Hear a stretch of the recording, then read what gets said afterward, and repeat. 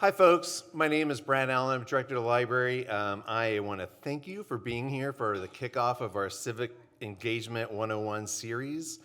We have a lot of partners, one of which is Kansas Public Radio and the League of Women Voters and the NAACP. So folks are aware we are filming this tonight, and it'll be available on our YouTube page in a few days once we get that all edited. With this Civic Engagement series, we aim to empower community members with information that they need to make the best choices for themselves. We're honored to have 4 expert panelists here this evening who are here to talk about misinformation and disinformation in the media. So in the interest of time, I'll let the panelists introduce themselves before the first question, and we'll hold about 20 minutes for audience questions at the end of the program. I'll turn it over to Sherman. Hi, I'm Sherman Smith. I'm the editor-in-chief of the Kansas Reflector. Get a little closer to the mic. I'm Sherman Smith. I'm the editor-in-chief of the Kansas Reflector. We're a nonprofit state news outlet. Our stories are free to read. We do this as a public service and for the public good. Before that, I was at the Topeka Capital Journal for 16 years. I'm an Emporia State University graduate. I grew up in a rural part of Lyon County. Hi, my name is Gerri Berendzen. I'm a lecturer at the University of Kansas School of Journalism and Mass Communication. Before I came here in 2016, before I started teaching full-time, I spent 30 plus years as a reporter and mostly as a copy editor at community newspapers in the Midwest. And one thing I've done related to this is I belong to the American Copy Editor Society, and for that organization and for the Poynter Media Studies Institute, I've authored online training sessions on visual verification, like how you know whether images are real or fake, whether they've been tampered with. So that relates to to this event. Good evening, everyone. I'm Hyunjin Seo. I'm professor and associate dean for research and faculty development in the School of Journalism and Mass Communication at University of Kansas. Before joining academia, I worked as a reporter for South Korean newspaper for 7 years, covering politics and diplomatic affairs. And as part of my research program, I have worked with marginalized community members in Kansas and Missouri regarding their media literacy and information literacy. Thank you. Hi, I'm Patricia Weems Gaston. I'm not used to this. I usually can just talk in class. But I'm Patricia Weems Gaston. I am the Lacey Haynes Professor at the William Allen White School of Journalism at the University of Kansas. I'm a 1981 graduate of the school. I spent nearly 40 years in newspapers, won a Pulitzer for international reporting at the Dallas Morning News in 1994-95, and then finished my career as an editor at the Washington Post. And I came back to Kansas about 6 years ago.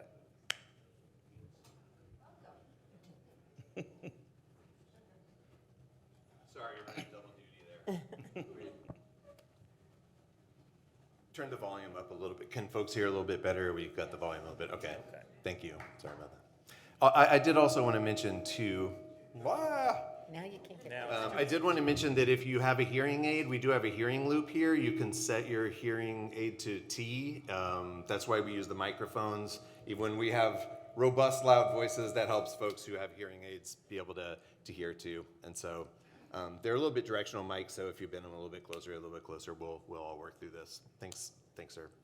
The first question that I have for you all tonight is who is behind the spread of information, and what is the motivation to disseminate misinformation? Well, let me start out by saying it's really hard to answer who, because it's so many different groups. I don't think there is just one group or one affiliated with one person who is responsible for misinformation. And so I think that for any of you to think, well, it's just one side or it's just one group, that's wrong. But I think it's anyone who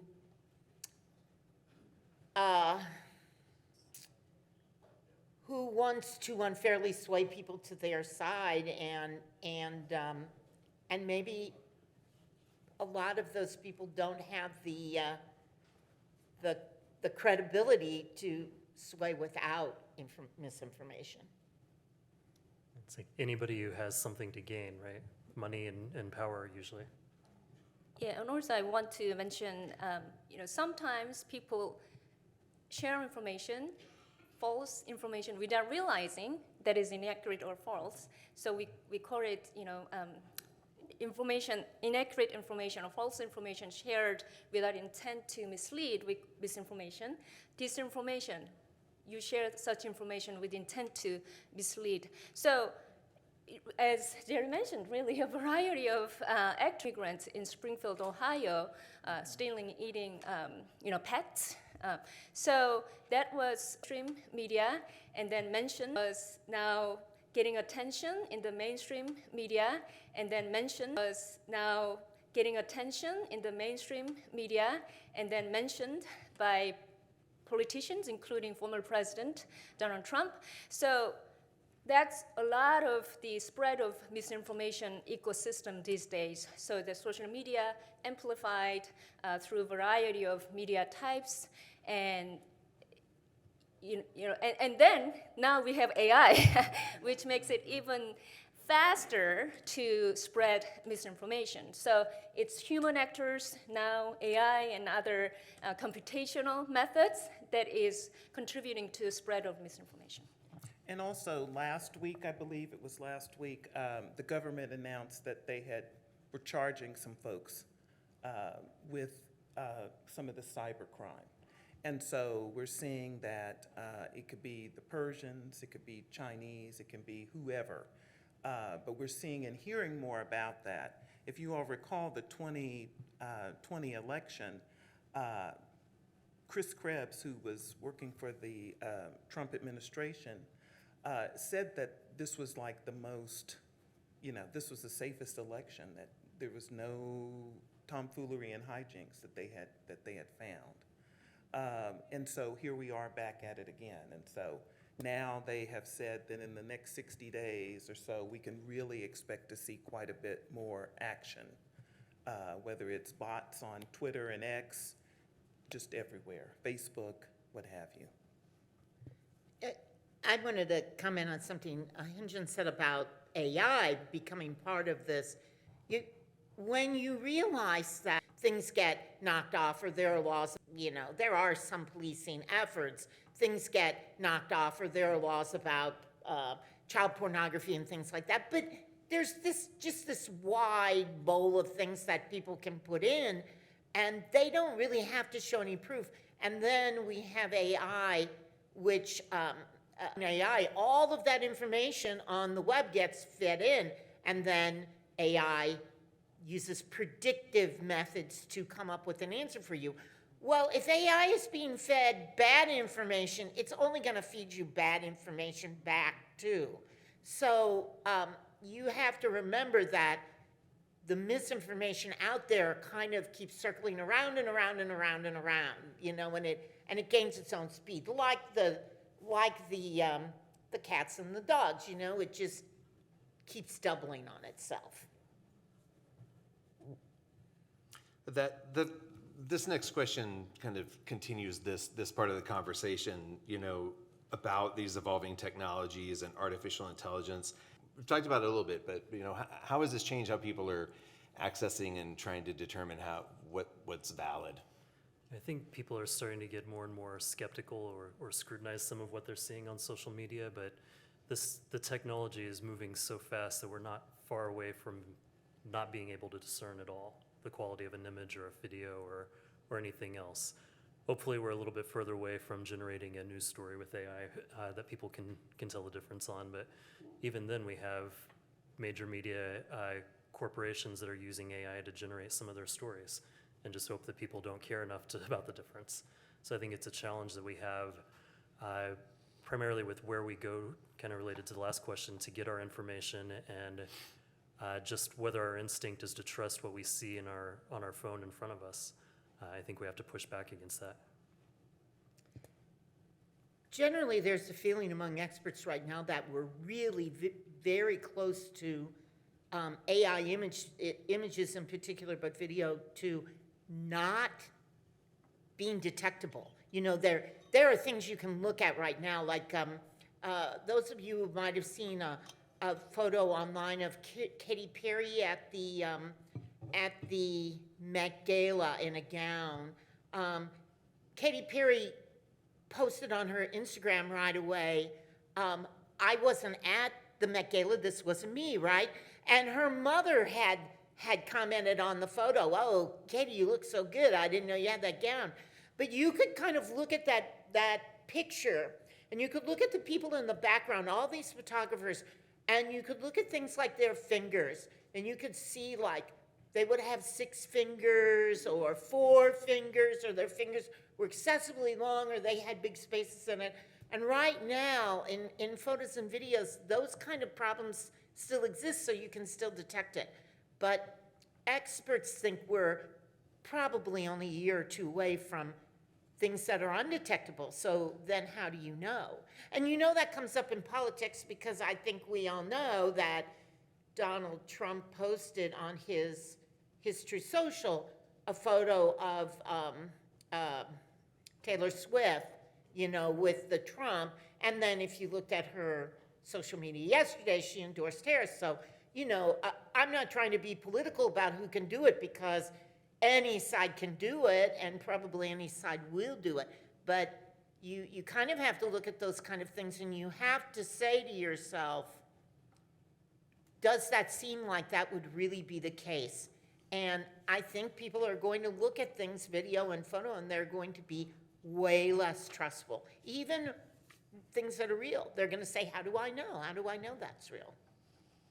I agree that there's a lot of, I hope that we, citizens have a skepticism and have critical assessment of videos and images as well as audios, because now the audio cloning has become a lot easier. So how do we check, in terms of the AI-based, there are a lot of AI-based misinformation detection tools.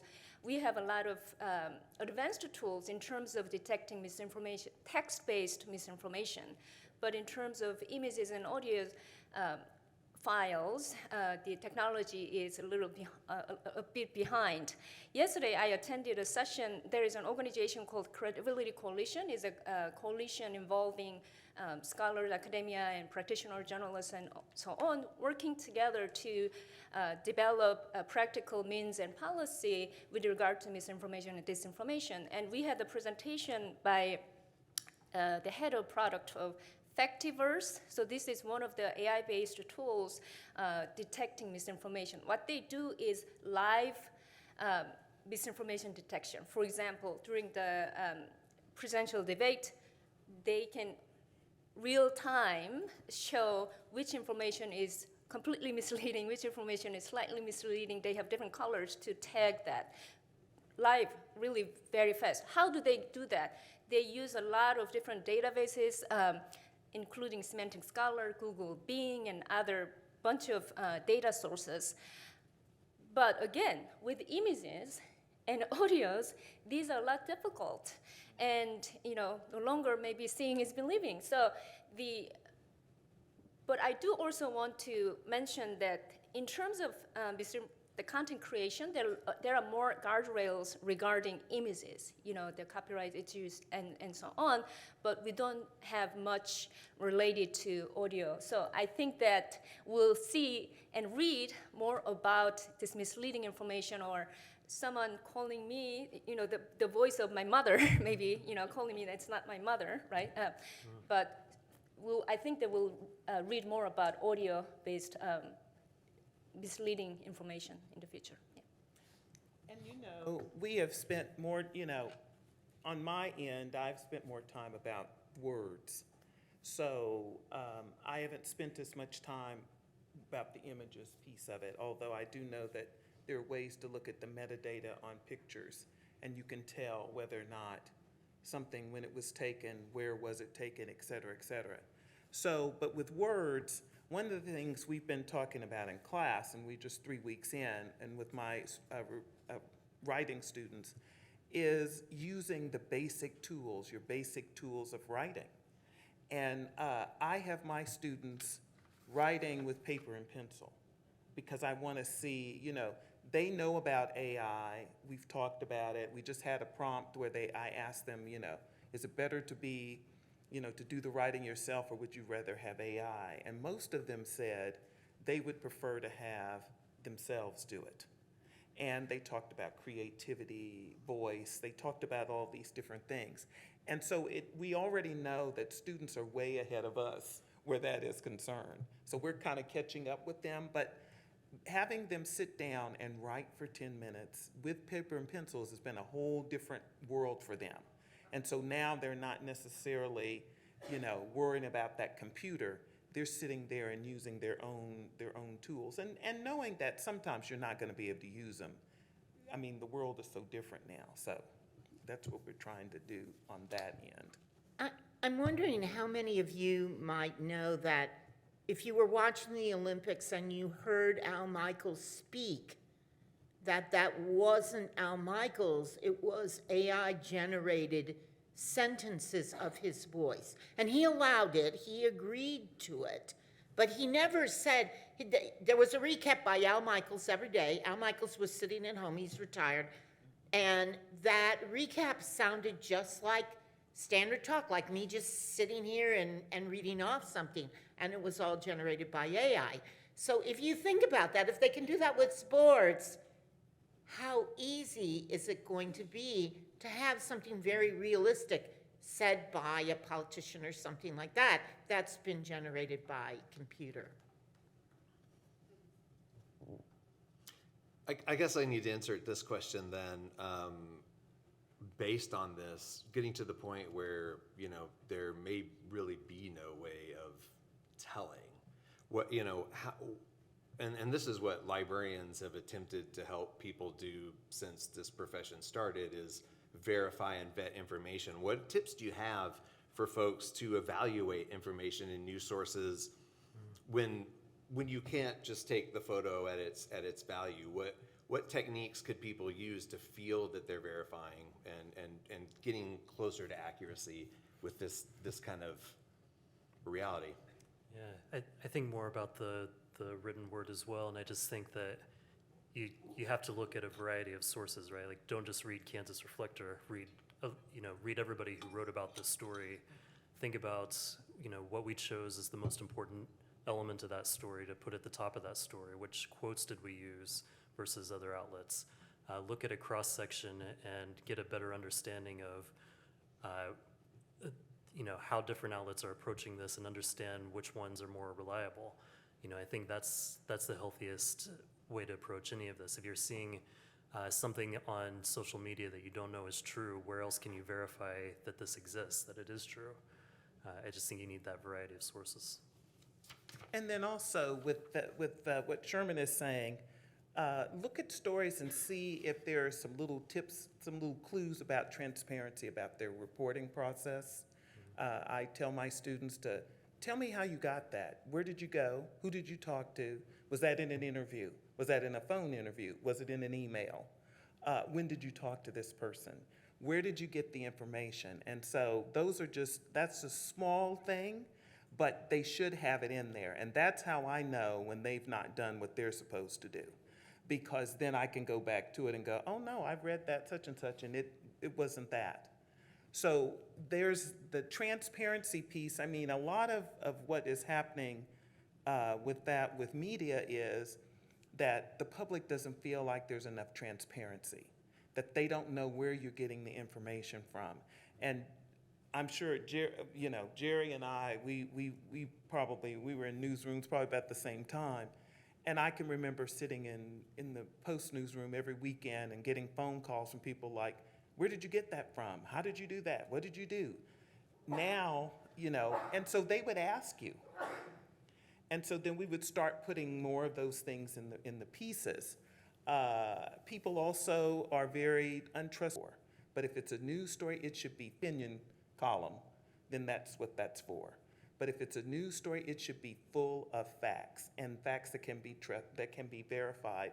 Also, I also have students put links into things. So here's the thing, if I see something and it's kind of interesting and I've got a link to it, then I want you to be able to, you the reader, to be able to go to it and say, okay, well, let me go and read this for myself. The other thing I also tell them is learn and read for yourself. Don't just take everything, you know, back in the day, you just took it at face value. Now you can't do that. So you readers have to be just as diligent as we do on this other end, and it has to be a partnership anymore. I think for a long time, it was a very top-heavy, a very patriarchal kind of thing. Okay, I'm gonna put out what I'm gonna put out, and that's the end of it. But social media, the internet, everything has changed. So you have this ability to look at all these various sources. So again, look at a story, see if it has some links in there. You can go back and look at that for yourself. That's sometimes how you'll know that, you know, this is what they came up with. Doesn't mean that you have to agree with it, but it just means that it's there and it's for more information. So we're trying to teach students how to give more information. They don't always want to, but we're like going, please, I need to know more. So we're working on it. Yeah, I think in terms of, you know, our Center for Digital Inclusion work with different groups of populations regarding information assessment. And the areas that we cover is, when you think of piece of information, and you know, as Patricia mentioned, in the past, we had, you know, a set of media organizations, right? Trusted media organization, and they served as intermediaries. And now our information consumption is very decentralized, right? So these traditional intermediaries now compete with social media influencers who are not necessarily intermediaries in the traditional sense. That pose a lot of challenge because there is information overload, a lot of images and information out there, right? So how do you navigate this? The areas that we cover is source credibility and content credibility. So when you're exposed to a piece of content, whether text or image, you can see who produced this, who shared this, right? That's your source. So try to assess the credibility of that source. And then do not stop there, because as I mentioned, some people unknowingly share false information, right? So we have to kind of look at the content. And in the sort of study of online information assessment, we have a set of measures, argument quality, or different measures. But really, increasingly now, it is important for organizations really work to strengthen citizens' ability to discern misinformation. And that really requires looking at different dimensions of information, yeah. So I'm going to give you a couple of super practical tips about if you see something, particularly an image on social media, what should you do? You see that, is that true? For instance, those of you who are paying attention to the news today might have noticed that there was some video of President Biden putting on a Trump hat. And that was real video. But what if you saw, it was kind of a joke thing. If you see the whole video, you get a different impression than if you see the little clips. Digital tools, for instance, tineye.com, it's tineye.com, or Google image search. And you can take a screenshot of that photo or the URL of that photo and upload it to something like TinEye. And then on TinEye, you can search by when was this first posted. So you can look at that picture, you could look at X picture, and you could say, well, that just happened. This just was first posted on the web today. So now I have to do some more research, did something like this really happen today? Or you can say, well, this post says this happened in 2016, but I see on TinEye that this photo was originally part of of the Reuters collection of news from 1992, something like that. And it's very easy to use, and in fact, if you just, like Google, I use TinEye, it will tell you how to do it. And so there are tools available like that to you. There's a great tool called Photo Forensics, which is photoforensics.com. And it's a little more complicated, but you can use it to get metadata to find out, like, when was the photo originally, the image originally taken, and what software was used on that photo. So you can see, like, was Photoshop used on it, or did it go through some kind of AI generator or something like that. And the thing about that you might get on there and you might say, well, I can't do this, but they have a tutorial page and it just explains to you step by step, well, how can I use that? Now, a lot of people don't think about using things like that, but those tools are all available out there for you. So at some level, you have to say, I have to be my own investigator when it comes to the things I see. Patricia, you said something that made me think about unnamed sources and the decisions that go around those. Where do you think that fits into the credibility discussion? So in terms of those sources, you shouldn't use them unless there's a very good reason. So when I was at the Post and I was running the paper at night, or just running the newsroom, there was a handful of times when I got unnamed sources. Most of the time, because I was the editor in charge, they would tell me. And then those names would just fall into whatever in my ether. They're in there somewhere, but I couldn't even tell you who it was, or, by the end of the night, I was done. But the thing with unnamed sources is, unless it's something national security, and these stories were national security based, otherwise, don't use them. And I tell the students, I want you to get somebody on the record.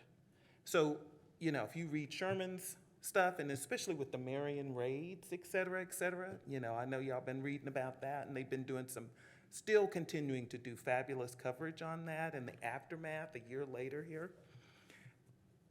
No, there weren't any, I don't recall seeing any unnamed sources. When people put their names to it, they're generally not gonna be lying, unless you just, are just nutty. But seriously, but people. Conversely, if you're not willing to put your name to it, your opinion doesn't matter. Right. And so you go to the next one. So I encourage the students, no unnamed sources. I have sophomores and juniors, y'all, and they want to fancy themselves as being these investigative reporters and stuff for their final project in 304. And they come in there with these unnamed, and I'm like, nope. Because if somebody is big and bad enough to tell you this stuff, then they should be able to put their names to it. And it helps the reader, which is me, to know that you really have done the work you're supposed to do. And that's kind of really where we are. So when you can read certain publications, the Times and the Post are always going to have those, because they're in a whole different, it's legacy press, they're in a whole different, that doesn't mean that they should be using them all the time. Really shouldn't. And even when there were times when I'm like, well, why can we not put this person's name to it? It makes a difference. Then you're able to see, oh, okay, they're willing to put their name to this and tell me this information.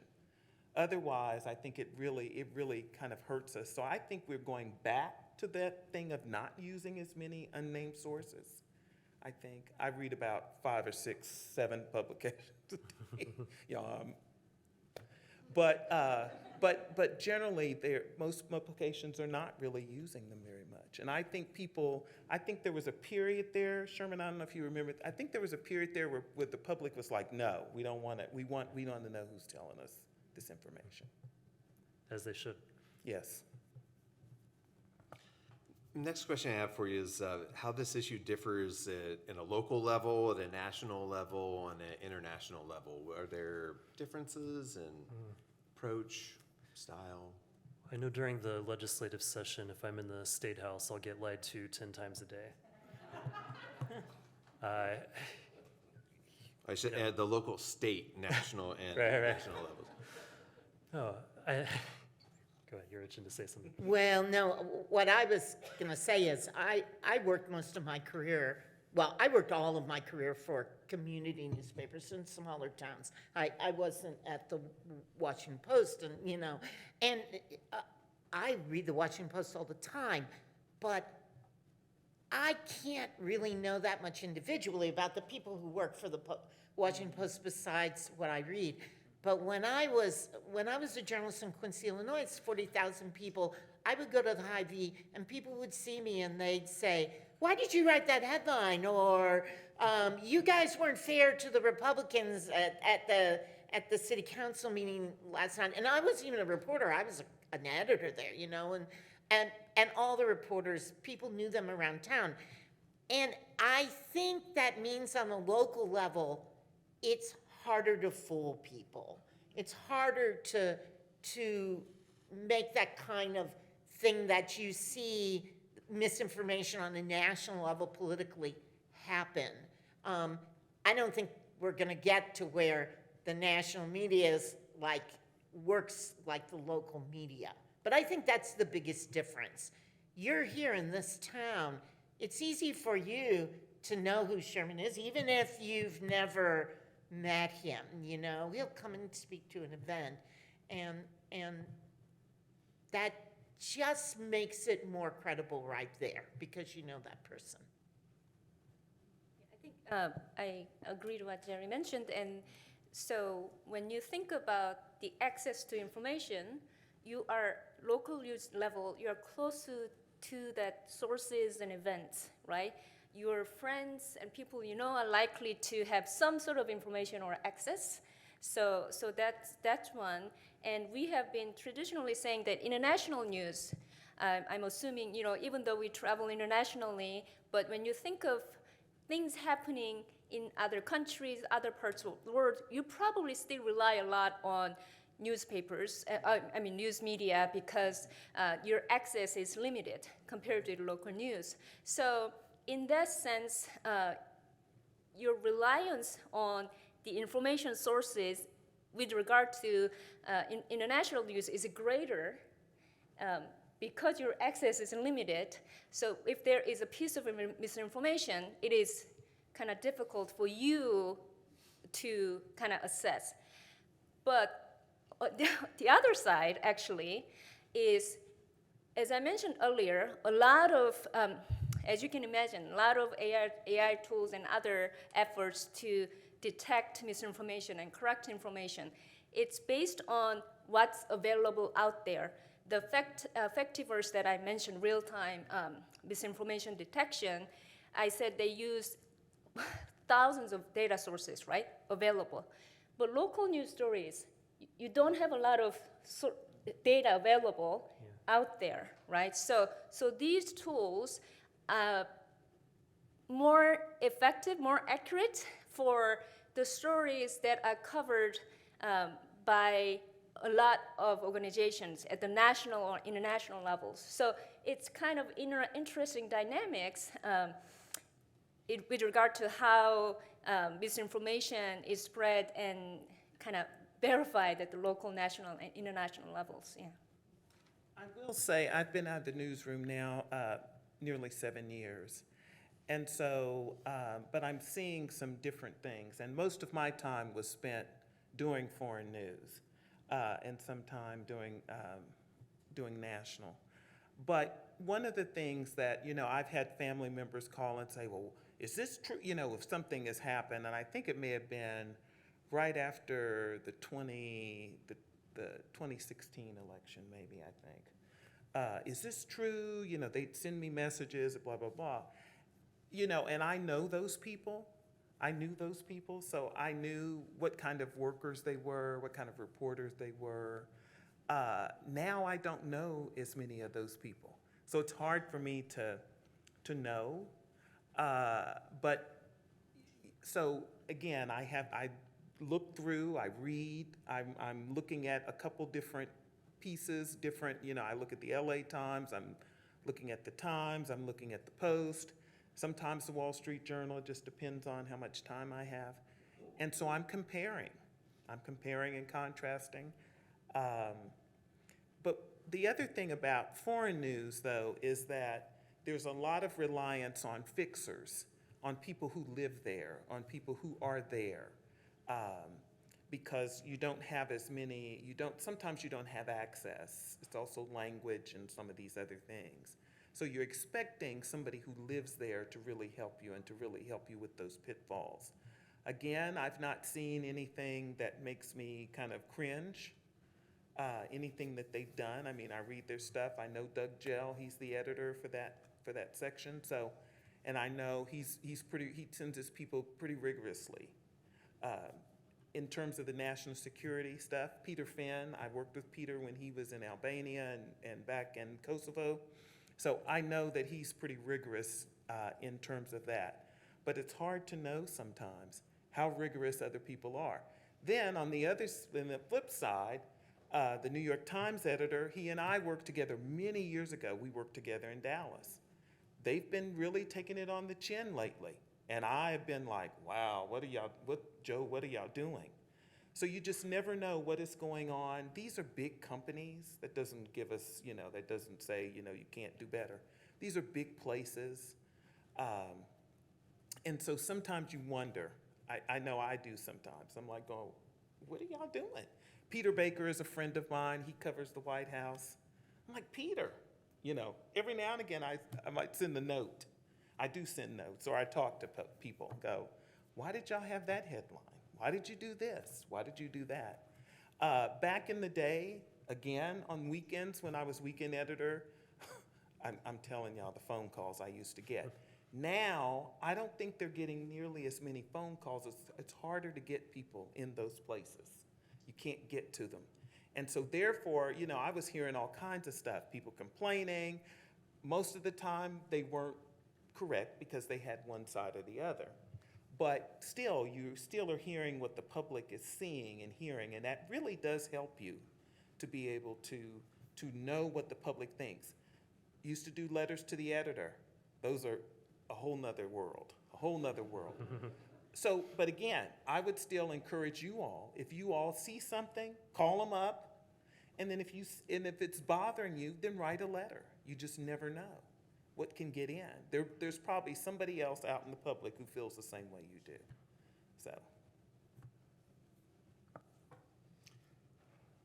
So what do you see coming in the future, and how do you see this evolving?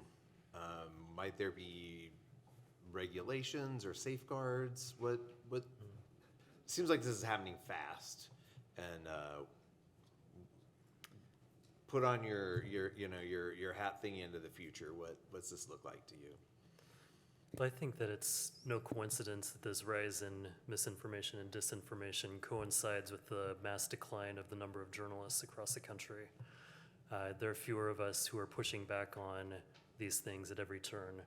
And I think it's effectively moving the needle. I think we see more and more political figures who feel empowered to lie openly and not feel sorry about it. I think that we see fewer and fewer reporters willing to take that on. I think if you watched the debate the other night, you might reach the conclusion that the number of lies or dishonest statements or misleading statements were 100 to 1, but the response was, how dare they fact check us 3 to 1 in the debate? And so you're already seeing them push that needle further and further to allow them to get away with more misinformation or disinformation. So I think that part of the outlook here is, are we going to continue to see a decline in the number of journalists and the number of experienced journalists working out there? Is there a way to reinvest in journalism as a society or for the public good to keep this in check? I think that has to be part of the calculation. I might be totally naive in saying this, but if you look at the history of journalism, particularly the history of journalism in the United States, there have been many periods where you would, as a consumer of news, you would maybe not be able to believe what you were reading. And, if you do any research on the Spanish-American War, you'll know that there were newspaper publishers in New York, like William Randolph Hearst, pushing that war and printing things that weren't true. And I think that you know, that eventually catches up.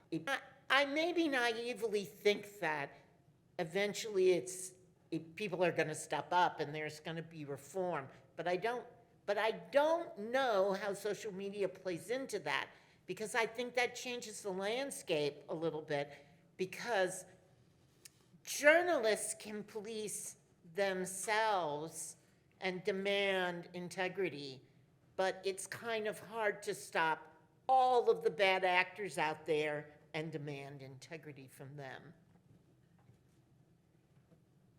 So when I was leaving the, journalism, I was burnt out, and I was looking forward to do something else. But that was the time when social media became really introduced to newsrooms, and reporters were starting to be encouraged to share stories on social media and so on. But when you look at this, I encourage students to think creatively in terms of content creation. Now, I also teach some areas in the area of strategic communication as well. There are people who don't call themselves as journalists, but who are producing quality information that is helpful in terms of, even bloggers. I have some bloggers that I really trust and have in-depth analysis of particular topics.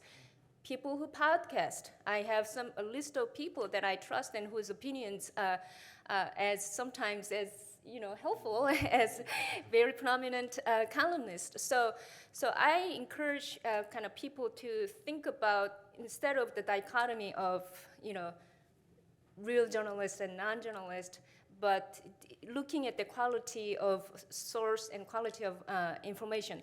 But in terms of looking to the future, what I think is continued efforts of maybe in two areas. One is, as we deal with misinformation, people talk about the macro level, computational methods, increasingly generative AI-related ways of detecting misinformation sources, and try to understand how you might counter the spread of misinformation. At the micro level, there are a whole lot of organizations in the US and across the world who are working to figure out what is the psychology of people sharing misinformation, knowingly sharing misinformation, and what are some measures we can introduce to really help them understand the consequences of them posting false information and being part of this misinformation ecosystem. And I know that even technology companies, we are exposed to social media company experiment almost every day. So I know that X at Twitter, when it was Twitter, at some point they experimented with nudging people to think before they post. So when you type, there was a brief period that they used this. Before posting, they ask, do you really want to post this? Kind of nudging people to think before they post, right? So that's based on research, kind of understanding people's psychology, what specific measures we can take to perhaps improve people's behaviors in terms of information sharing. So I do think that the effort at the macro level and micro level will continue, but these technologies will help or not help in these efforts. Yeah. So I would say a couple things. One is we're seeing an increase in media literacy. Children are being taught media literacy. We keep hearing about this thing about not enough civics in there, kids don't know what's happening. We do see that in the classroom. They have no idea, some of them. So media literacy is something that's really gonna have to, I think, take hold of us, because otherwise, we're just gonna be just kind of out there.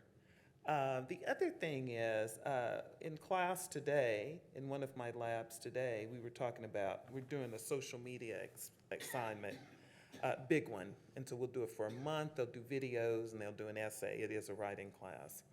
But one of the students asked me, will we see a difference will news production go away? So will news gathering go away because we seem to be so much more focused on social media? And I said, well, no, it won't go away. It's the packaging. Everything keeps changing. So where Gerri said, years ago they were doing this, it's ebbing and flowing. But it is going very fast. When social media first came out, I was just like, oh my Lord, what is this? Again, we had some more eyes on us. We have all this, people looking at us and what are you doing? But there's a good thing about it, is that it has opened us up to all these other different voices. This business has been very closed to certain groups of people. One of my mentees, her name is Karen Attia, she writes for the Post, and she's an adjunct at her graduate alma mater, Columbia, and she introduced me to Black Twitter. And at first when she said it, I said, huh? And she said, we're gonna go and I'm gonna teach you, we're gonna learn. And it opened up even more doors in terms of information. So yes, we are on information overload. There are some days I'm like, I can't look at another thing, I can't turn, I don't know. I think some of that, we're gonna have to take a little bit of the onus on that. And we can't just sit back and just let it just keep happening. We have to be more proactive. We have to learn a little bit, like Gerri's tools and some of these other things that are out there so that we can, learn for ourselves. One great thing that technology has done for us, as I worked for print newspapers for a lot of years and I loved print, but I have to say today, sometimes I get the print paper on my doorstep and I'm like, God, I have to throw this away again. It's just something I have to do in the morning. But it's opened us up to many new sources of news. So if you look at the Reflector, in the days before that technology was available, you couldn't have just put out your own newspaper, right? It would have been too expensive. Not only that, but if we'd written about the Marion raid in 1995, the 60,000 people who subscribed to the Capital Journal back then would have read it. But today when we wrote about it, 1 million people saw it within hours. And so you look at Lawrence, and we have the Journal World, which is, traditional, but they're online. But we have the Lawrence Times, and we have the Reflector, and we have other media other places you can get your stories, including you could go to Kansan.com, which is the university student newspaper, right? And the more voices you have, the better you're going to be at detecting misinformation. Because if you read on Facebook, X happened, and it seems pretty big, but the Journal World isn't reporting about it, and the Times isn't reporting about it, and the Reflector isn't reporting about it, you can kind of say to yourself, well, is this really true? And that includes the national things you hear too, things you hear about the election. Well, don't just check one source. Don't just go to the same source every time. Go to dozens of sources and see what they're saying, and then decide for yourself. I'm not a Swiftie. I mentioned her thing, but I think she said one smart thing in her little endorsement, and she said, do the research yourself, and I think that's important. Last question I have for y'all, and then we'll open it up to the audience. Are there signs of hope here? Yeah. Good. Well, I was hoping that. Always hopeful. I mean, I think I can probably speak for my panelists, my colleagues here. We got in this business because it was fun, and we liked writing, and we liked knowing things before everybody else knows them. And we're nosy, and all those things. We're curious. We just want to know. We want to learn. We're lifelong learners. We'll be reading something until we take our last breath. We are lifelong learners, and so I'm always hopeful about it. And I tell you what, sometimes, the kids, they come in and they are kids, and that's what I call them sometimes. They're kids, They don't know what they don't know. They don't know what they can do, what they can't do. College is when you come in and learn and figure it out, try a little bit of this and that, you know. And when we stop doing that, then I think we're in a real hurt. But no, I'm very hopeful. I've got some really talented students. I know Sherman will be be knocking on my door going, hey, got somebody to come for an internship? Yes, I think I will. There's some talented kids. Jerry's got some too. I would say, though, I'm always really hopeful about, I always tell my students who think, well, I won't be able to get a job in journalism. I'll say, the jobs may change slightly, but there will be jobs in journalism. I am hopeful in that respect, but I am a little, I'm helpful with trepidation because I think, unfortunately, we're getting to the point where deepfake video is so undetectable that it will be harder and harder to figure that out. And so maybe you're going to have to start ignoring video and start paying attention to what people write, the words, you know? That's why I'm hopeful. You know, I mentioned this to Patricia before the panel. One of the things that gives me hope is when I've had the opportunity to work with 20-somethings, I think somebody here actually, they're so much smarter and more talented than I was at that age. And I feel like we're in good hands with this generation. Second what Sherman said, you know, I'm a professor, I'm gonna be, you know, optimistic about students and next generations, but I am, because when I interact with students and kind of have conversation with them and do projects with them, I can see that they care about the issues in society, and also it's not just my, you know, anecdotal evidence. There have been some other survey, you know, representative sample survey of showing that this younger generations, they care deeply about contributing to positive social change. And I can feel that in classroom and in my interactions with students. So yeah, so that's why I'm hopeful. Yeah. Great. Thank you all so much. We're gonna open it up to questions from the audience. We have Teresa's the microphone. I'm not sure if the microphone is on. We've got a microphone up here at the front. We just need folks to speak through the mic, so, since we're recording this on YouTube, that's how folks are going to be able to hear.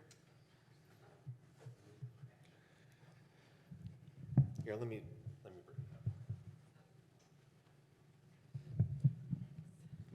Appreciate it, Brad. You're welcome, man. My name is Dr. Justin Spees. I have a question specifically for Sherman Smith there. And I want to provide a couple of examples and then ask my question. And so this has to do with your publication, the Kansas Reflector. Back in December of 2023, I filed a lawsuit against USD 497. And when you reported on it, Tim Carpenter reported on it, and he said that my lawyer wrote in the complaint that the reason why I became upset and filed this lawsuit is because the school board didn't endorse my politics, my political views. So that was incorrect because we didn't state that in the lawsuit. And so I reached out to, because that's not my claim. So I reached out to Carpenter and I asked him to change it to reflect reality. And so you guys reworded it to say that my lawyer said that we filed the lawsuit because the school board opposed my politics. So that doesn't reflect the reality of that situation. The reality is that it was filed on First Amendment rights violations. Politics was never even mentioned. So that's the first example I'd like you to defend, how that's not misinformation if you're not reporting reality and I'm telling you what it is, and you can go read the lawsuit and know that that wasn't said, but you still reported it. Secondly, I stood at the state capitol and with a sign that said, if you're born with a dick, you're not a chick. And you guys took a picture of me standing there, and then under the caption you said that two protesters were standing with hateful signs, my sign and my friend's sign, who said, "Make America sane again." So I'd like you to explain how that's hateful, how the truth in reality is hateful. And then secondly, here at the library, one of my friends was standing with a sign at a transgender event that said, "God didn't get it wrong. There are only two genders," and you captioned that as saying she had a transphobic sign. So I'd like you to explain how that is transphobic. And then lastly, and then I'll wrap up here, but last example here, one of the papers that you're affiliated here with, Lawrence Times, and you guys mentioned it, recently published Amber Seller's statement about why she's not remaining at general public comment, and printed it word for word. And in there, one of the things that she claims is that her reason is that her and the commissioners have received threats. And so if there were threats, there would be police reports, incident reports, it'd be a case number, there would have been an arrest, and there would have been articles written about it, but none of that stuff exists. So I'd like you to defend how that's not misinformation, and frankly, journalism malpractice for the journalists not to just follow up with Amber and be like, can we get the case numbers on that? That seems really serious. Our commissioners are being threatened. And then follow up with the police as well and be like, wow, so you guys arrested people for threatening the commissioner? And they never did that. They just printed it as fact. So I'd like you to defend how that's not misinformation. Thank you.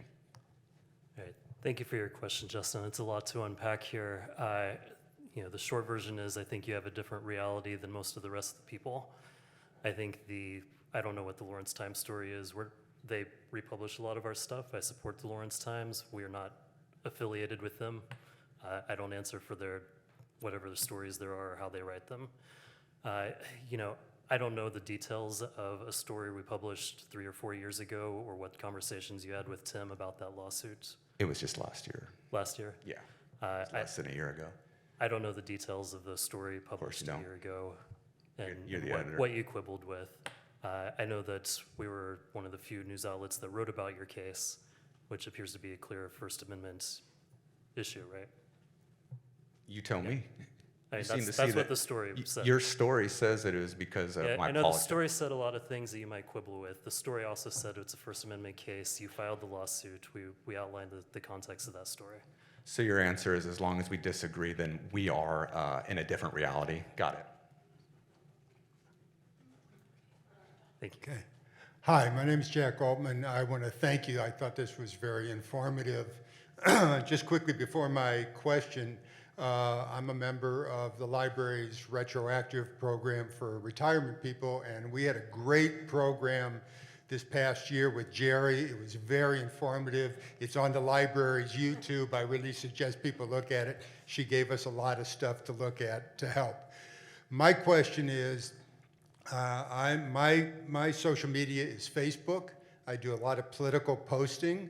I have a lot of friends, both liberal and conservative.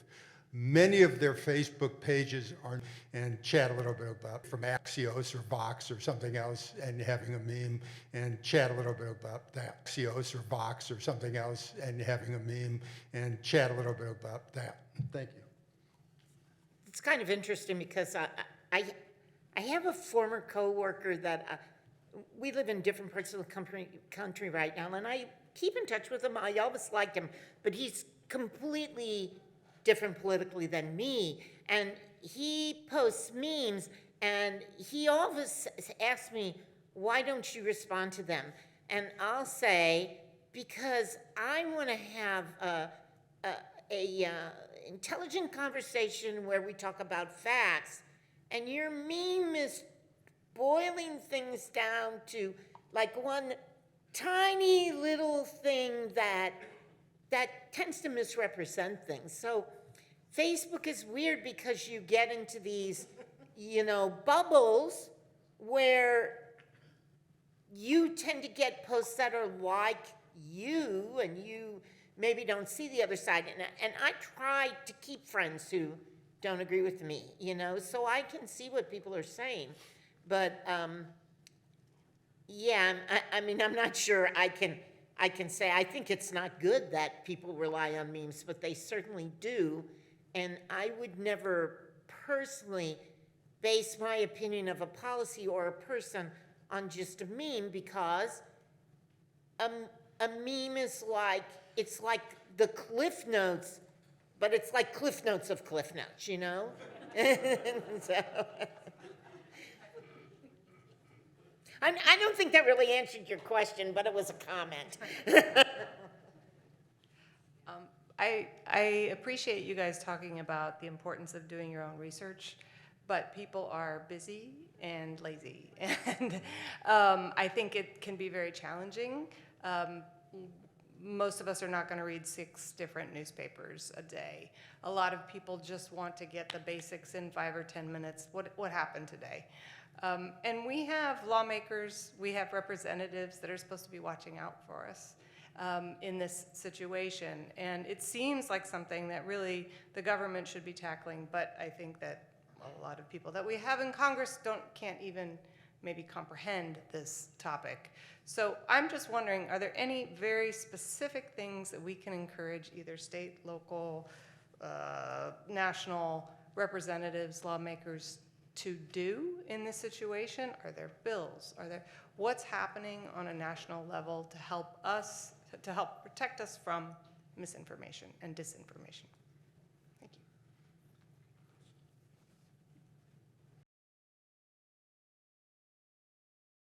I truly believe that freedom of speech means that I have to defend your right to say something that I don't like. But I don't think that means you should be lying. But when you start getting into legislating that kind of thing, you're going down a slippery slope that they'll not just be legislating things that are really incorrect, that they'll be legislating things they just don't like. And so I would be a little reluctant to suggest legislation. I think it would be more important for you to vote for people who you think have your best interest at heart when it comes to misinformation. And so maybe ask your politicians about what they think about misinformation, things like that. I want to quickly add that, people are not lazy. When they say, I don't have time, I can't look at 7 publications, people are trying to be efficient, right? Given the time limit they have, right? Yeah. Certainly, we don't have time. I totally agree with you, right? So when you look at European Union, they're doing more work in terms of regulating misinformation, social media content, and so on. So there are some things that we can learn from some other countries, but what I want to highlight is a grassroots efforts to address this, which kind of happens more quickly. And I mentioned Credibility Coalition, they work directly with media organizations, and there is a group at Harvard Shorenstein Center that sends out daily information list to media organizations. These are some misinformation stories that are emerging, so watch out for this. So I see increased number of organizations doing thorough research, utilizing tools available, but also going beyond proactively sharing information with news organizations and whoever has the kind of ability to share information widely. So, yeah. I'd also like maybe to suggest, Google is a big company, but I'm going to suggest something. They have something called the Google fact-checking tool. So you don't have time to read like 8 newspapers, to find it out. But if you go to the Google fact-checking tool page and you type in the claim that you're trying to check out, they will automatically sort all the publications that did fact checks on it. And then you can see, well, this was done by the Washington Post, or this was done by MSNBC, or this was done by Fox News, or whoever. And at least you can see that quick. And that's maybe quicker than you reading all 7 or 8 publications. So there are tools out there like that. So, just find out about them and use them. I have an idea that's, I'm told, is not very practical, because I was having a conversation with a First Amendment attorney who's here tonight earlier this week about why lying for political gain is considered free speech, which courts say it is. I suggested that we could have a rule that says people who are seeking public office or holding public office could only say things that they would be allowed to say in a court of law. But I was told that has too many problems to be realistic. My question is really similar. I really would like your opinion on what actions that you think the major media companies like Google and I'm blanking on the other names, but they should do to identify and remove false information. So I used to sit next to the fact checker. That's Glenn Kessler. He works for the Post, and he is the one who came up with the 30,000 plus lies from the former president during his term. One of the things so on that website, I know that after the debate, he published, they published what things were true, what things weren't, and then he grades all of them. And that is on the website, I'm sure. So you could go back in there and find certain things. It doesn't have to be something that just happened. So I think, like Jerry said, there are repositories with this stuff that you don't have to go back in and reinvent the wheel. Sitting next to Glenn and his team. So Glenn used to cover national security. He covered everything, and he kind of fell into this fact-checking thing. And he had a team of 3 or 4 folks who worked with him, and it was just all day long. They'd hear something, they'd be reading, and then they'd go and they'd check it out. So they were working with the researchers, they were doing their own reporting and everything, so that then they could go ahead and put that together. So I would suggest that you go and look at the fact checker. If you have access to the Post website, look at the fact checker. Glenn has all that stuff in there. There's probably something in there. I'm sure everything is probably in there. I mean, they have looked at everything. Again, as Sherman said, the industry is contracting. It's continuing to get smaller and smaller. So there's not as many. I think maybe Glenn is probably about the only one. I think maybe Politico and some of the others maybe have some fact checkers. But for the most part, legacy media is the only one that really does. But again, that stuff is it's out there. And so just put whatever your parameters are in there. It is a very important tool, and especially during that period. Because he was going through and, you hear something and you go, wait a minute, that doesn't make any sense. And then then he would go right back into it and check it out and see. And 9 times out of 10, and he wasn't just doing one side, he does everybody, he's an equal opportunity fact checker. So you'll see where he's talked about Biden, I'm sure he's been talking about Harris, he's talked about Trump, he's talking about all of them. I'm sure he's talked about Vance. So I just think, again, as I said before, I do think we have to work on this together. I like Hyunjin's idea about, some things being more grassroots, because you can't get things done more quickly than if you're going to try to go up to Topeka and get them to do anything, as we well know. Or any government entity. But I think sometimes we're going to have to take a little bit of this on ourselves. And yes, I read that many news.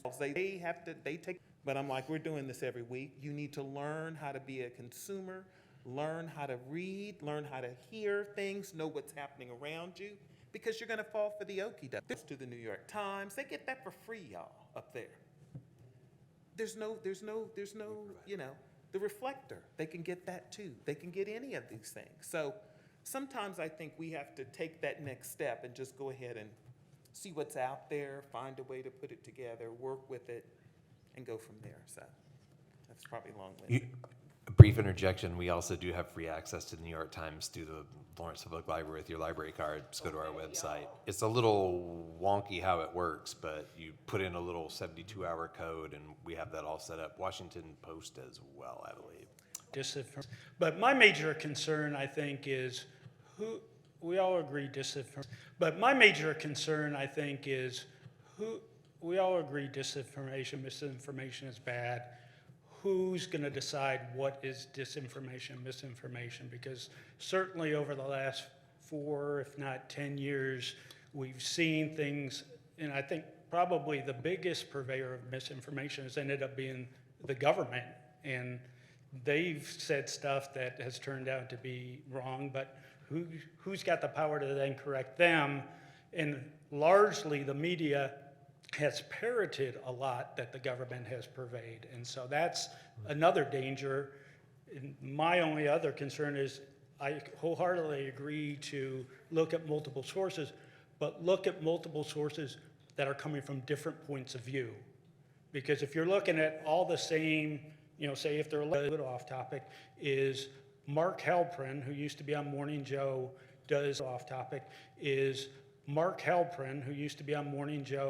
does a daily podcast called The Morning Meeting on YouTube, and he has both Democratic consultant, Republican consultant, all sorts of people from both sides, and then everyday people from across the country that come in via Zoom and kind of give their opinion. And it's just a great opportunity to hear from people who maybe don't think like you. But that's my major concern is if the government's peddling disinformation, who's to be there to counter that? Well, I mean, we like to think that we're the ones who would counter them. And again, I did work for the Post and was there many times when government stuff was stopped and was lambasted. So it's not, again, it's not a perfect thing. Sometimes we get it wrong. We're human too. As journalists, we do things and think that that's the right thing at the right time. But again, there are still newspapers and websites and podcasts and people out here who really are looking into all of these different things. And so it may not say what you might think it should say, and it may take longer than what you think it will take, but I do think that for the most part, journalism is still doing its job. Well, let me give just a real quick example. We've got Okay, we've I'll let got you about go. 7 minutes, and we've got 3 other folks. All right, I'm sorry everybody to- knew Biden is suffering from cognitive decline. The media covered it up until he was on The New York Times was Thank you. criticized for covering that story over and over again, and it turned out to be the right story. Hi, thank you very much. I'm in the position of, I understand all the different sources and the social media and all that, how crazy and insane it is. But for me, at my sort of stage in life, what I'm really struggling to understand is the power of algorithms. And when I think about it and I look at it, I'm kind of like, it's the way that we are being directed to think of certain sources as credible. And the way that when you open your computer in the morning, you open your laptop, you don't even know that all these forces are in it to make sure that you go to what you want to hear, or what you're most comfortable hearing, or what reinforces your worldview.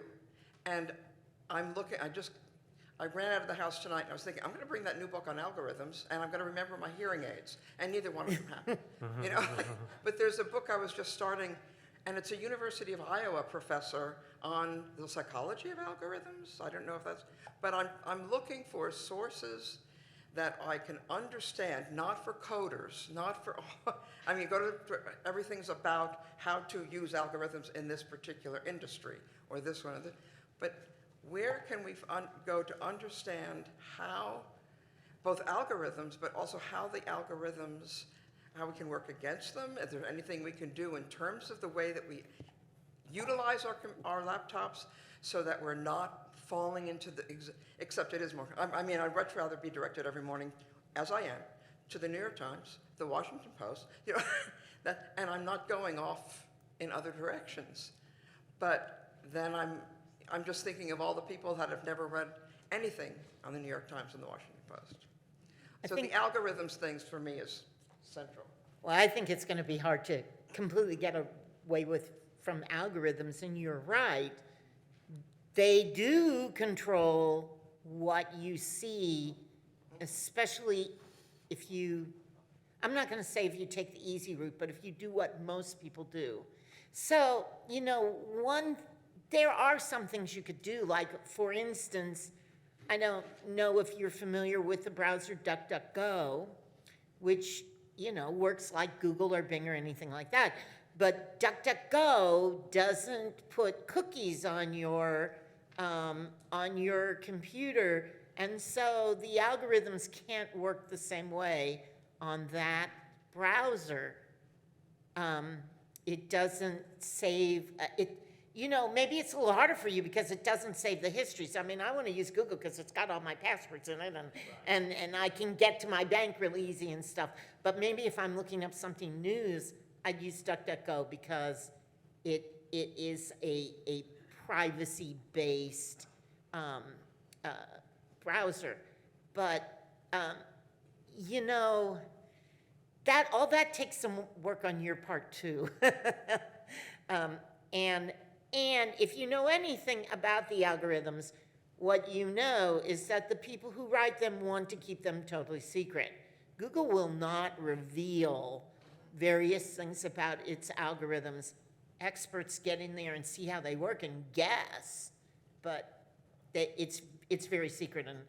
And my sister-in-law's brother works for Google, and I can tell you he's signed many contracts that are gonna practically kill him if he lets information out about the algorithms, right? So, but there are a few things you can do, and that would be one. Yeah, and in addition to what Jerry mentioned, so you the web browser there, if you can't, but also there's incognito mode on the web browser, if you can't, but also there's incognito mode on the web browser if you don't want to leave the trail too much. And also, I think it is important to understand how algorithm works, right? There are a lot of good books on bias in an algorithm because the algorithm is developed based on the majority mainstream people search behavior, right? So there's a good book called Algorithmic Bias. The name of the author escapes me, but I strongly encourage you to kind of look at the books that talks about how that work and what are the problems in the existing algorithms, because they are relying primarily on so-called mainstream users' information-seeking behavior. Yeah. Just a quick comment on the algorithms. I'm surprised that nobody mentioned being intentional about disposing your bias and going intentionally to sites that you disagree with. That's what I do. I don't get a algorithm-controlled feed because I get sources from everywhere, and I'm intentional about going to those sources, and that's one way to beat the algorithm, is to be intentional about going to sources that you disagree with. But my main thing that I wanted to come up and ask you guys all about newspaper, but you bring it back, and we talked about the different things that are happening in the newspaper, but you bring it back, and we talked about the different things that are happening in the newspaper, but you bring it back down to the local level. Let's bring the misinformation back down to the local level. Because earlier this evening, and I was taken aback too, because like many of you, the sign that was brought in here is not one that I would carry. But that's where the thing comes in. The misinformation happened, and I'm surprised that nobody was really willing to step in, because a lot of times what happens in these situations is, since the crowd is all going with it, the narrative is spun, and then they write from the police narrative. They write from the police affidavit, and they never interview the suspect or anybody else to find out exactly, or any opposing witnesses. They get the narrative and they write from it.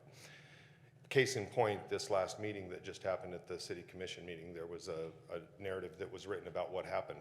Now, when they write from that narrative and just from the affidavit, do you think those reporters owe it to anybody to write beyond the affidavit, to not just rely on that affidavit, but to actually talk to people about what they felt and what their perspective was, the actual people involved?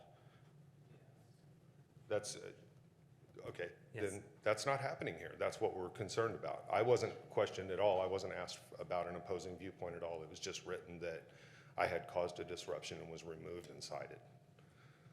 But Sherman, do you have any comments on not just writing from an affidavit? That's my concern, because we see the police narrative carrying the day, and we see the crime system. I would just say that sometimes when I've gone into college classrooms, one of the things that I will do is read the news release that Minneapolis police put out after George Floyd was killed. We had a shooting in Topeka, I think it was in October last year, where both the Topeka police and the KBI put out a news release that day that said this man was holding a knife and police shot him. We now know from a lawsuit where they were able to view the body camera the guy did not have a knife. He was reaching for a socket wrench on the ground. So I do think it's important, and as the gentleman before, I wish he had stuck around, said not to just parrot what government officials tell you. Thank you.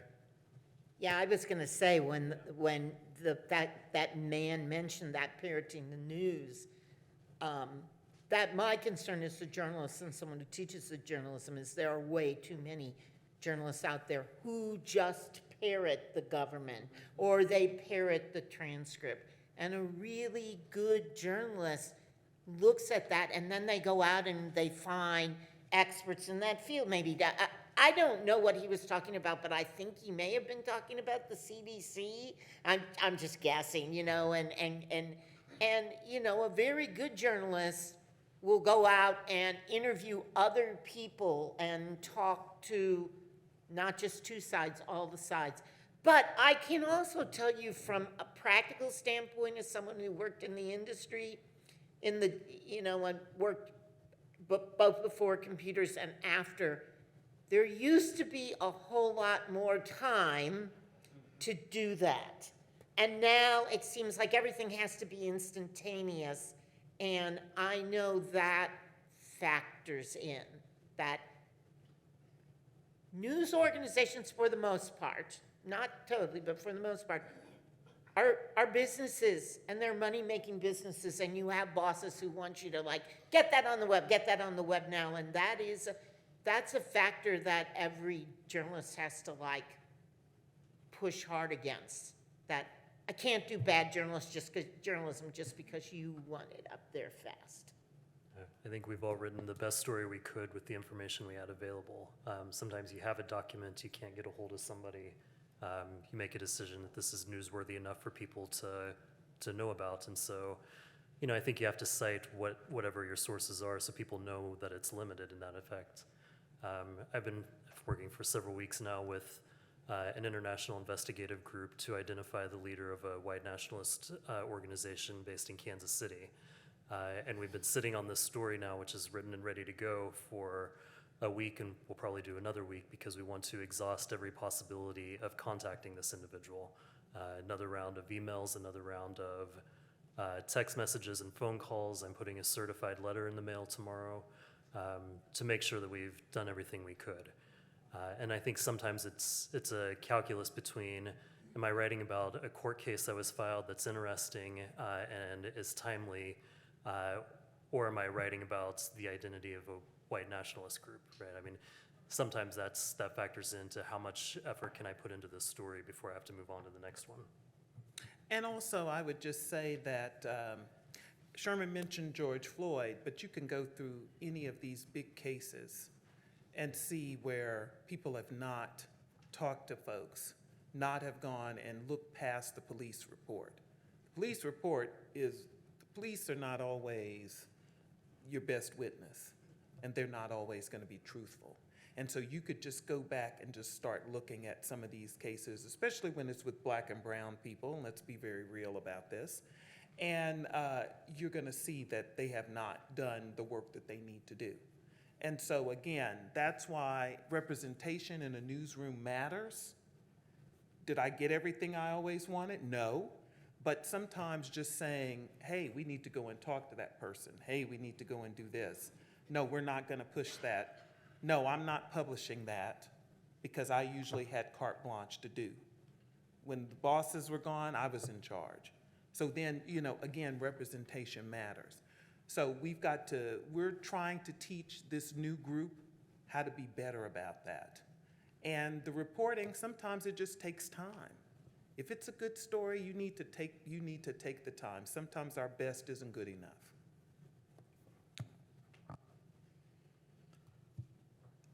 Our panelists, thanks so much for your time tonight and for answering so many people's questions. Give a round of applause to folks here tonight.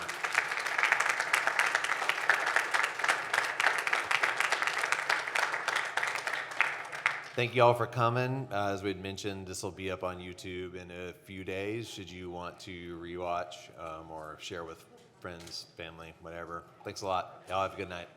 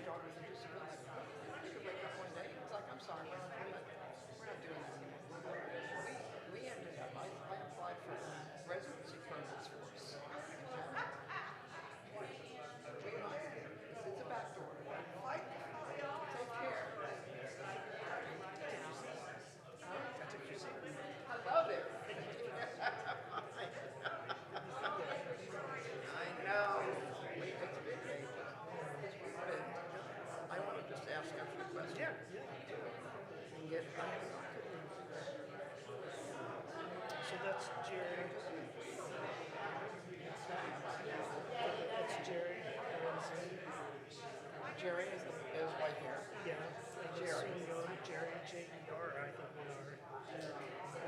Soon Young, and I forget her last name. She's the dean there. Sherman with Kansas Reflector. She's the dean of, yeah, I know, the dean of the journal. She's one of the deans. Yeah, she's like a Bell. And that's Matt Gaston. She's the former Washington. Gaston, G-A-S-T-O-N. She's actually my supervisor. Really? Yeah, KU. She's the Washington president. Oh. Okay. So Soon Young, And she's Sherman. KU. Yeah, she's KU. She's like a Lace. I forget which chair. Lisa chair. I'm listening now. Part of me is like, I want to sit in her class. You know what I mean? And then I'm kind of like, good. My mind's. Yeah, she's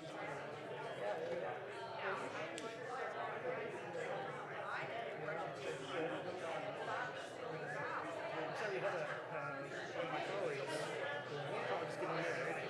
So we gathered for that. We started at 4. I thought we'd be done by the time we started, but we just got done. So I came here about 5:50. And part of it is that it's the whole thing is like you can't have a sign you can't have a sign. And part of it wants to just say, it's, I thought I don't, why did this get started? But he couldn't have a sign in there. Sign in the library. There's a thing about, nothing about it. And he said, like, not a sign, it's a question. I'm asking you a question about, like, dicks or something. It's not like,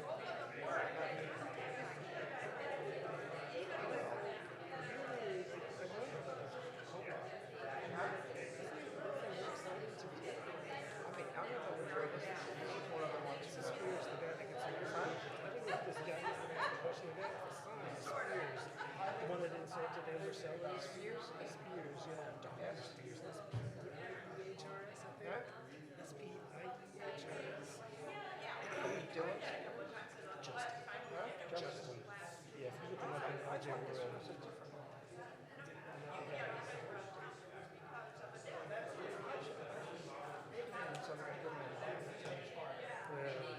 No, I'm just saying. it's like he was at the street food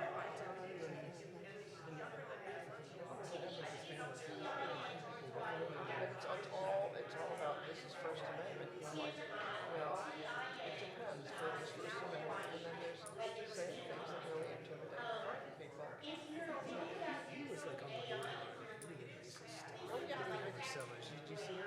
Yeah, he makes really racist. I've heard that from the tape. Let me just go off and listen. And then we will, as soon as he comes, we will. Yeah, no worries, no worries.